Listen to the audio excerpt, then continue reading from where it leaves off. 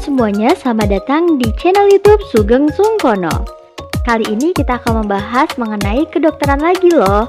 Sebelum menonton, jangan lupa subscribe channel ini dan bunyikan lonceng notifikasinya agar tidak ketinggalan info lainnya. Tanpa basa-basi, yuk kita bahas mengenai apakah masuk kedokteran harus pintar? Sekolah kedokteran adalah sekolah dengan tanggung jawab yang tinggi, rumit, dan lama. Banyak ilmu yang harus dipelajari untuk sekedarnya mendiagnosis satu penyakit. Beberapa contoh ilmu yang harus dipelajari, yang pertama ilmu anatomi.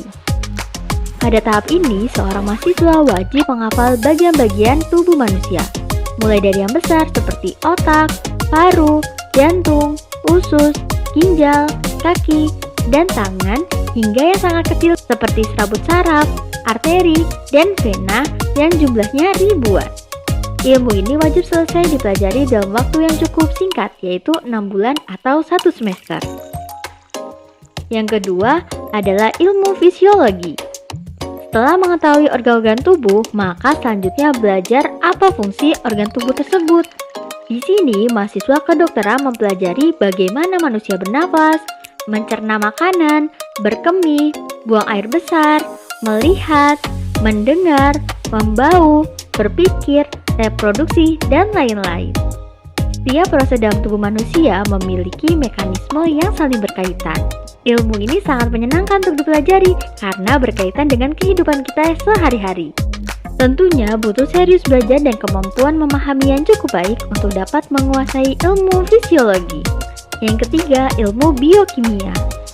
Fungsi organ dan sistem organ pada tubuh manusia agar berjalan dengan baik dibutuhkan proses metabolisme energi dan proses komunikasi antar sel.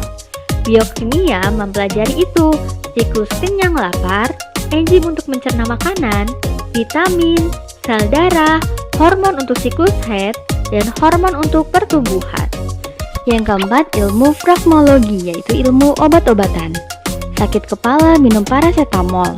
Bagaimana paracetamol bisa mengobati sakit kepala?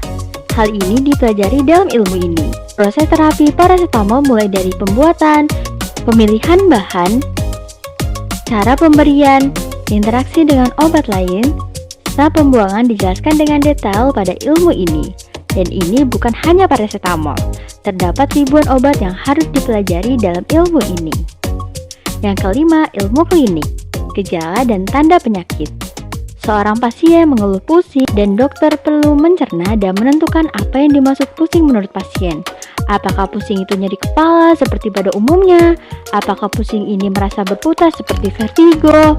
Apakah pusing ini berkonotasi stres karena punya tanggung utang? Ilmu klinik mempelajari ini dan ada ratusan keluhan pasien yang perlu diidentifikasi dan diklarifikasi. Bila perlu dikombinasi dengan keluhan atau gejala lainnya supaya didiagnosa presisi. Selanjutnya, ilmu statistika. Dokter menangani nyawa manusia. Setiap pemilihan terapi harus memiliki evidence based. Ya, harus terbukti efektif dan aman. Statistika mempelajari bagaimana menentukan terapi yang aman dengan perhitungan yang matang. Juga untuk menimbang risk dan benefit suatu terapi serta cost analisis, dan itu tidak mudah. Yang ketujuh, ilmu filsafat. Logika dan dunia medis merupakan dua hal yang tidak terpisahkan. Seorang dokter wajib memiliki logika yang baik untuk menalar penyakit dan menentukan terapi pasien. Filsafat mempelajari bagaimana logika itu berjalan, hukum sebab akibat, merenungi posisi dokter dengan segala hal, mempelajari untuk mengamati fenomena atau kejadian yang terjadi, dan memikirkan alur yang runtun untuk memecahkan. Yang kedelapan, ilmu etika. Pasien adalah manusia, bukan mesin. Oleh karena itu, etika wajib diajarkan dalam dunia medis. Prinsip etika kedokteran adalah tidak menyakiti, menguntungkan, pasien memiliki hak, dan tidak pilih kasih. Ilmu ini menarik, mudah dipahami, namun sulit dilaksanakan.